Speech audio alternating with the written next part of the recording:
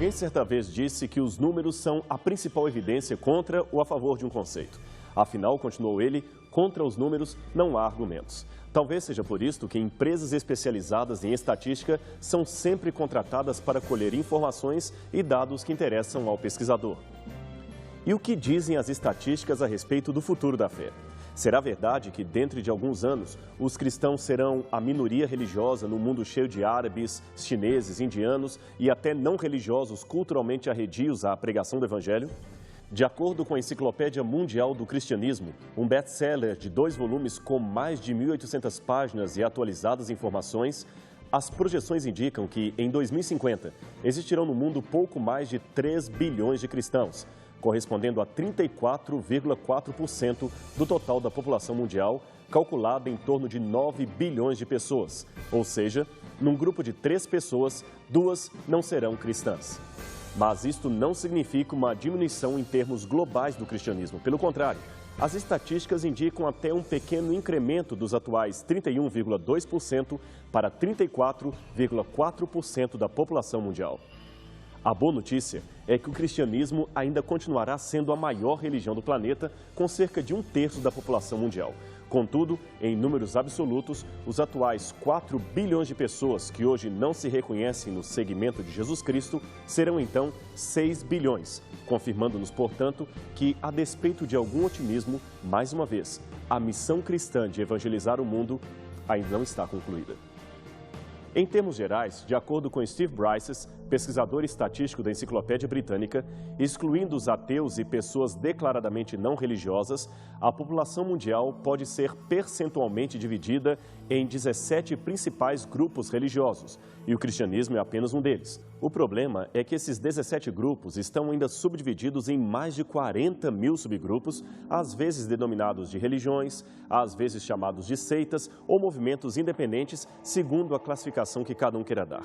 Portanto, a pergunta crucial é: o que significa ser cristão num mundo tão diversificado em crenças e descrenças, onde juntos os não religiosos e ateus perfazem quase 15% da população e a onda de apostasia leva pelo menos 8 mil pessoas todos os dias a abandonarem sua fé? Isto sem contar as necessidades humanitárias de um planeta com 46% de sua população vivendo em estado de pobreza mais ou menos absoluta. Talvez uma parte da resposta esteja na própria história da Igreja Cristã. Como era o ambiente cultural e social em que nasceu o movimento de Jesus Cristo? No que acreditavam as pessoas quando Jesus veio ao mundo e a mensagem da cruz começou finalmente a ser pregada? Quais eram as suas expectativas, suas certezas, suas angústias? Como era, enfim, o mundo que recebeu o cristianismo? E como se comportaram neste mesmo mundo aqueles que foram os primeiros chamados para o ministério de Cristo? O cristianismo, como todos sabem, é um movimento religioso baseado nas profecias messiânicas do Antigo Testamento e que surgiu por volta do ano 27 de nossa era.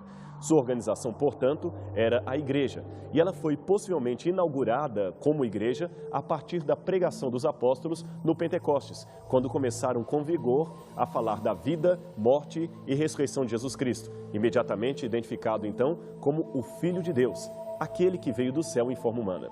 Mas é importante notar que os primeiros cristãos eram judeus, como o próprio Jesus também o era. Esta nova religião, portanto, nasceu no seio do judaísmo antigo e partilhou muito de sua concepção de vida, de morte e de divindade. Ser cristão, no caso, é ser herdeiro espiritual do mesmo judaísmo de Moisés e Abraão. Foi por isso que, nos primeiros tempos, os cristãos eram considerados uma corrente do judaísmo. Os seus seguidores eram chamados, então, de judeus cristãos. No judaísmo, desde os tempos dos patriarcas, sempre existiu a crença da vinda do Messias Salvador, que mais tarde foi transformado na figura de um líder político que livraria Israel de seus inimigos e restauraria a casa, isto é, o trono de Davi, marcando de modo fantástico a liberdade e a força do povo de Deus. No período em que viveu Jesus, muitos judeus estavam ansiosos pela chegada do Messias, na medida em que estavam cativos do Império Romano. Eles estavam sem autonomia e humilhados. Jesus então apresenta-se como o Messias enviado, que viria restaurar o reino de Deus, mas não politicamente através do reino de Israel e da dinastia de Davi, e sim no coração de todos os que fossem fiéis à sua mensagem e aceitassem a sua graça. Sendo assim, é possível dizer que os primeiros seguidores de Jesus foram os judeus que o aceitaram como Messias e a seguir outros grupos étnicos que também seguiram no mesmo caminho. Se as raízes cristãs estão no judaísmo, o seu desenvolvimento está no contexto pagão helenístico que o circundava. Logo, é importante conhecer o mundo religioso que recebeu pela primeira vez a pregação cristã por meio dos apóstolos para, inclusive, conhecermos melhor o comportamento destes seguidores do Mestre em face ao ambiente plural e desafiador em que estavam inseridos. O mundo pagão, longe do que se possa imaginar, era profundamente religioso, o que não significa que era moralmente piedoso. E também não era um bloco monolítico. Sua religiosidade se apresentava nas formas mais diversas e variadas. Uma das principais correntes religiosas do Oriente será o judaísmo, que, como dissemos, foi o berço da fé cristã. Mas havia também outras agremiações religiosas com ênfase nos cultos de mistério, o que, sem dúvida, fascinava as pessoas, e também nas liturgias sacramentais, que tinham a ideia de oferecer redenção ao participante. A razão desses grupos ficarem conhecidos como religiões de mistério encontra resposta em suas cerimônias secretas, somente conhecidas, é claro, por aqueles que se iniciavam em tais cultos. A importância e influência dessas religiões orientais para Roma Ocidental são notórias.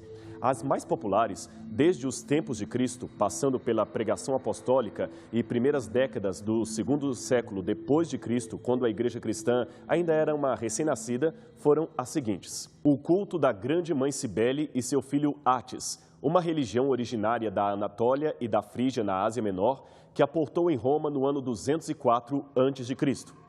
Os romanos consideravam Cibele a esposa de Saturno, que os gregos chamavam de Rhea. Saturno, só para lembrar, foi o filho rebelde de Deus que, influenciado por sua mãe, castrara Urano, seu próprio pai. E esse é só o começo dessas medonhas histórias que esses movimentos contavam aos seus fiéis. De acordo com algumas versões, às vezes contraditórias entre si, Cibele também era identificada com a Mãe Terra, possivelmente a Gaia da mitologia grega, e era adorada na Anatólia desde o segundo ou terceiro milênio antes de Cristo. Mas cada povo a cultuava com outros nomes. Os cananeus a identificavam com Áxera, a mãe de Baal, os cipriotas com Afrodite, deusa da beleza, e os gregos, às vezes com Deméter, a deusa da agricultura, às vezes com Ártemis, deusa da caça e da lua. Ela ainda era reconhecida como a grande senhora do período minoano, uma das mais importantes divindades femininas da época. Cibele era, enfim, a mãe de todos os deuses. Como diziam os romanos, ela era a Magna Mater, e sua adoração promovia um verdadeiro sincretismo religioso. Alguns historiadores chegam até a supor que a figura cultica de Maria como mãe de Deus viria para suprir o vazio deixado pelo culto da grande mãe Cibele. Será? Isto realmente geraria uma interessante discussão teológica. Bem, mas voltando a falar de Cibele, e do mesmo modo que acontecia com as deusas gregas Perséfone e Deméter, por exemplo, ela também possuía seus próprios cultos de mistério, seus cultos de mistérios sagrados. Eles eram celebrados à noite, pois Cibele era considerada a rainha da noite. Ela também era reconhecida por possuir uma profunda sabedoria, a qual partilhava apenas com seus seguidores legítimos. Homens emasculados dedicados ao seu culto e que agiam como seus sacerdotes eram considerados encarnações de seu filho Átis. Átis era um deus lunar, algumas vezes retratado como Adonis e noutras usando uma lua crescente como uma coroa de uma maneira muito própria. Ele também era ao mesmo tempo o filho e amante de sua mãe Cibele. O mito de Átis relata que ele estava para se casar com a filha de um rei, quando sua própria mãe, estando apaixonada por ele, tornou-o louco. Átis, na loucura ou no êxtase, castrou-se diante da grande deusa mãe. Daí, anualmente, em um culto que data de 900 a.C., era celebrada a tristeza de Cibele por seu filho. Mas no culto de Cibele foi dada grande proeminência a um elemento ainda muito estranho e especial. O terceiro dia da festa era chamado Dies Sanguinis. Nele, a expressão emocional por Átis alcançava o máximo. Cânticos repetitivos, danças e lamúrias misturavam-se, elevando ao êxtase e ao abandono emocional que atingia um auge orgiástico. Então, num frenesi religioso, os jovens começavam a se ferir uns aos outros com pedras, paus e facas. Alguns até executavam o sacrifício último, castrando-se em frente à imagem da deusa mãe e jogando as suas partes ensanguentadas sobre a sua estátua. Outros ainda corriam nus, sangrando pelas ruas e atiravam seus órgãos em algumas casas por onde passavam. Estas casas tinham a obrigação de suprir o jovem com roupas de mulher, pois agora ele havia se tornado um sacerdote eunuco de Cibele. Depois da castração, muitos desses jovens passavam a usar cabelos longos e vestir-se como mulheres, com roupas femininas, como você pode ver nesta estátua de um sacerdote de Cibele, datada do 1º século depois de Cristo. Esta era a sua estranha maneira de adorar a deusa mãe. É claro que muitas famílias mais tradicionais de Roma não aceitavam bem essa prática e, em alguns momentos, até o Senado chegou a considerá-la ilegal. Porém, por questões políticas e populares, pois eram muitos os que simpatizavam com a doutrina do grupo, o culto fora tolerado, apoiado e até oficializado. Outra religião muito popular nos dias de Cristo era o culto a Ísis e Osíris, do Egito. O culto à deusa Ísis se originou no Egito e passou por duas fases principais. Em sua versão egípcia mais antiga, quando não era ainda uma religião de mistério, Ísis foi considerada a deusa do céu e da terra, também do mar e do mundo subterrâneo invisível. Nessa fase remota, ela teve um marido chamado Osíris, o senhor de todos os deuses e também do mundo dos mortos.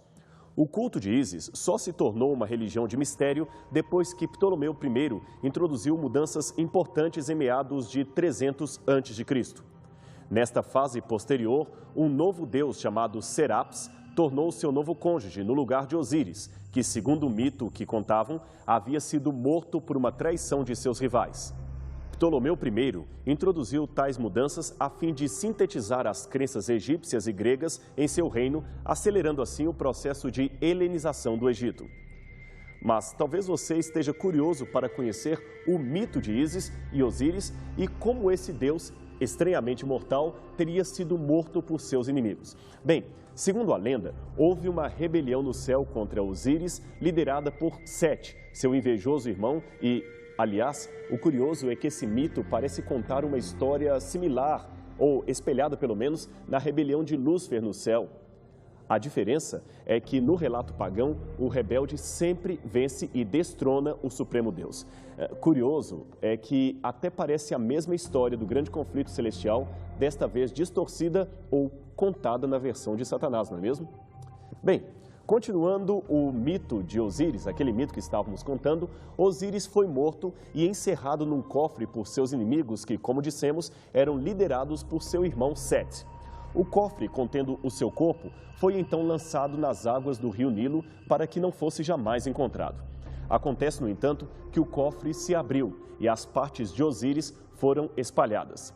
Ísis, então, vai à sua procura e o recolhe. Então, nesse momento, Osíris retorna à vida, porém restrita apenas ao mundo dos mortos. Isto, porém, não impede que Ísis engravide dele e dê à luz ao filho da transcendência, chamado Horus, que tinha a missão de vingar a morte do seu pai e matar o deus Sete. Do Egito, o culto à deusa Ísis conquistou seu espaço gradativamente em Roma, como você pode ver nesta estátua, que é uma versão latina da antiga deusa egípcia, datada do ano 100 a.C. No princípio, a capital romana repeliu o culto, mas a religião entrou pouco a pouco na cidade durante o reinado de Calígula, por volta de 37 d.C., de modo que a sua influência foi se expandindo durante os 2 séculos posteriores e em alguns locais se tornando até a principal rival do cristianismo. Este afresco encontrado nas ruínas de Pompeia mostra uma cena do culto a Ísis praticado em Roma, o que demonstra que se tratava de uma religião muito popular, especialmente dentre as classes mais favorecidas. De acordo com alguns historiadores, o sucesso do culto de Ísis no Império Romano é geralmente justificado por seus impressionantes rituais e pela sua esperança de imortalidade oferecida aos seus seguidores, o que demonstra a carência de um povo por uma mensagem que trouxesse salvação. Finalmente, temos então o culto a Mitras, da Pérsia, talvez o mais importante deles. Pelo que se sabe, esse culto só se tornou exponencialmente importante em Roma após o ano 100 d.C., mas se tornou um forte concorrente e objeto de sincretismo com o cristianismo pós-apostólico, isto é, aquele cristianismo que surgiu após a morte dos 12 apóstolos e daqueles que conviveram pessoalmente com Cristo. Originariamente, esta divindade que aqui aparece matando um touro celestial era um antigo deus da Pérsia e da Índia, conhecido como Mitra. Mitras era, portanto, um deus menor do zoroastrismo politeísta. Isto foi por volta do sexto século a.C., mas com o surgimento da dinastia aquemênica na Pérsia, esse deus se tornou crescentemente importante e no quinto século a.C. ele reapareceu como o principal deus dos persas, um deus de luz e de sabedoria, muitas vezes associado com o sol. Expandindo-se através do Oriente Médio e do sul da Europa, o culto do mitraísmo foi em breve estabelecido como uma religião maior e tornou-se uma das maiores crenças do Império Romano. É possível que os responsáveis por essa introdução do culto de Mitra no Império Romano tenham sido os legionários que serviam ao Império nas suas fronteiras orientais. As primeiras provas materiais do culto de Mitras datam de 71 ou 72 d.C. São estas gravuras e inscrições feitas por soldados romanos que procediam da guarnição de Carnatum, na província de Parnoia Superior, e que possivelmente tinham estado no Oriente na luta contra os pardos e no cerco de Jerusalém. Em finais do segundo século, o mitraísmo já estava amplamente popularizado no exército romano, bem como entre comerciantes, funcionários e escravos. A maior parte dos achados referem-se às fronteiras germânicas do Império. Pequenos objetos de cultos associados a Mitras também têm sido encontrados em lugares que vão desde a Romênia até aos arquedutos de Adriano, na Inglaterra. Mitras, tal como o deus era conhecido em latim, era o deus por excelência dos legionários, sendo, portanto, considerado o grande companheiro e guerreiro na luta dualística entre as forças da luz e das trevas, do bem e do mal. Nos últimos anos, em seu progresso no Império Romano, Mitras já era identificado como o solis invictus dos imperadores imediatamente anteriores e posteriores a Constantino, como você pode ver nesta moeda de Aureliano. Todas essas religiões pregavam uma espécie de Deus Redentor que morre e torna a viver, e uma religião ligada à natureza e também à participação sacramental do devoto, que tornava-se um com Deus redivivo. Havia também em todas a figura mística de um touro celestial e a prática do taurobolium, uma espécie de batismo com sangue. Nos mistérios de Cibele, o iniciado descia num fosso coberto de tábuas, sobre as quais sacrificava-se um touro. O sangue do animal caía pelas frestas sobre o rosto e o corpo do iniciado, que assim renascia para uma nova vida. No mitraísmo e no culto a Serapis, também havia a prática do taurobolium, mas com características um pouco diferentes. Apesar da tendência eclética assumida após o ano 300 d.C., cada uma das religiões de mistério estava separada e era distante das demais durante o século que viu o nascimento da Igreja Cristã. Todas elas assumiram formas diferentes em contextos culturais distintos e também sofreram profundas mudanças. Aliás, essas mudanças eram significativas, especialmente depois do século I da era cristã. Não obstante, de acordo com o pesquisador Ronald Nash, é possível apontar 4 características comuns entre elas. Primeiro, o cerne de cada religião era o emprego de um ciclo anual de vegetação, no qual a vida era renovada a cada primavera e terminava a cada outono. Os seguidores dos cultos de mistério imprimiam significações simbólicas complexas nos processos naturais de crescimento, morte, decadência e renascimento. Segundo, faziam uso de cerimônias secretas, frequentemente relacionadas a um rito de iniciação. Todas elas compartilhavam um segredo ao iniciado, que consistia basicamente em informações sobre a vida do deus ou deusa cultuado e como os seres humanos poderiam alcançar a unidade com aquela deidade. Esse conhecimento era sempre um conhecimento secreto, inacessível a qualquer pessoa fora do círculo do grupo. Terceiro, centravam o culto ao redor de um mito, no qual a deidade tinha como característica principal o retorno da morte à vida ou o triunfo sobre os inimigos do grupo. E quarto, atribuíam pequena ou nenhuma atenção às doutrinas e à reivindicação de possuírem uma crença correta e verdadeira. Estavam principalmente preocupadas com a vida emocional de seus seguidores. Era implícito nos mitos o tema da redenção, mas sob o aspecto terrestre e temporal. O significado de segredo do culto e seu mito era expresso por meio de uma tragédia sacramental, muitas vezes vista naquelas histórias de incesto, assassinatos e outras tragédias que comentamos anteriormente. Aliás, estas violentas tragédias aguçavam o sentimento e as emoções de todos os iniciados, tal qual fazem alguns filmes e enredos dos nossos dias. E não podemos nos esquecer do êxtase religioso, que os levava a pensar que estavam experimentando o começo de uma nova vida. Os cultos aconteciam de muitas maneiras, sempre com o intuito de afetar as emoções e as imaginações dos iniciados. Procissões, jejuns, dramaturgias, atos de purificação, luzes resplandecentes e liturgias esotéricas. A ausência de qualquer ênfase doutrinária marca a diferença básica e talvez a mais importante entre tais religiões e a fé do cristianismo. A fé cristã continua sendo exclusivista, no sentido que não reconhece nenhum caminho legítimo para ascender a Deus e a salvação, senão através de Jesus Cristo. Por outro lado, as religiões de mistério eram ecumênicas, no sentido sincretista da palavra. Nada impedia um devoto de seguir outro culto diverso e, ao mesmo tempo, praticar outros mistérios que o fizessem sentir bem, sem a preocupação de estar ou não correto em seu comportamento. Muitos escritores testemunharam por escrito a sua desaprovação a muitas coisas erradas que ocorriam naquela sociedade tão religiosa. Falando daqueles tempos romanos, diz o escritor Eduard Gibbon, autor do clássico A História do Declínio e Queda do Império Romano. Ele diz: a sociedade era um caos pútrido de sensualidade. As paixões das pessoas, especialmente nas grandes cidades, ultrapassavam diariamente os limites da racionalidade. Veja o que escreveu Sêneca, o filósofo latino morto em 65 d.C. Tudo está repleto de crime e o vício se espalha em todo lugar.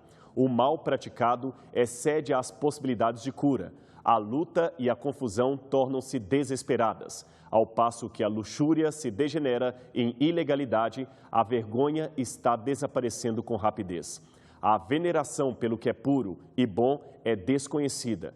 Cada um cede aos seus próprios desejos. O vício já não permanece secreto, é público, e a depravação tem avançado a tal maneira que a inocência tornou-se tão somente uma desconhecida de muitos. O apóstolo Paulo parece concordar com o que Sêneca escreveu. Aliás, ele escreveu sobre isso num longo trecho de Romanos, capítulo 1, versos 18 a 25, que nós lemos. Porque do céu se manifesta a ira de Deus sobre toda a impiedade e injustiça dos homens que detêm a verdade em injustiça. Porquanto o que de Deus se pode conhecer, neles se manifesta, porque Deus lhe manifestou.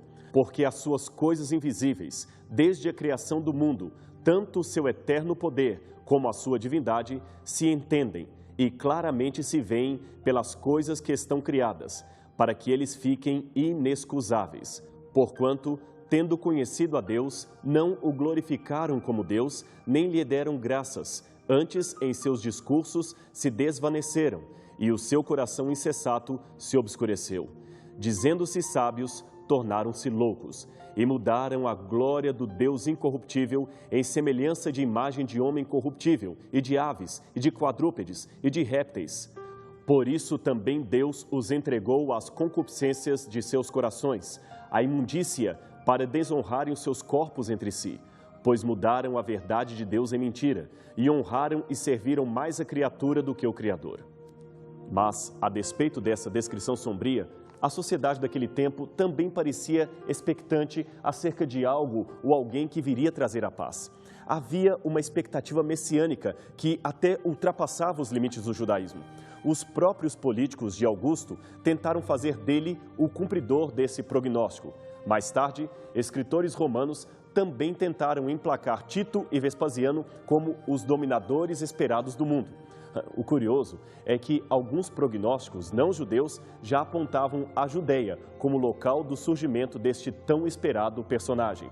O mundo parecia advertido, ainda que inconscientemente, de que o Salvador estaria a caminho da terra. E ele veio na pessoa de Cristo. Pena que poucos se aperceberam disto. Hoje também vivemos próximos à volta de Cristo ao mundo. E, novamente, estamos com um planeta repleto de ídolos e deuses e caminhos alternativos que não levam a lugar algum. Estaria você entre os poucos que percebem com lucidez a iminência dos tempos em que vivemos? Está você pronto para encontrar com o único e verdadeiro Deus, para encontrar com Jesus Cristo vindo nas nuvens do céu? Pense nisto. Esta talvez é a sua oportunidade.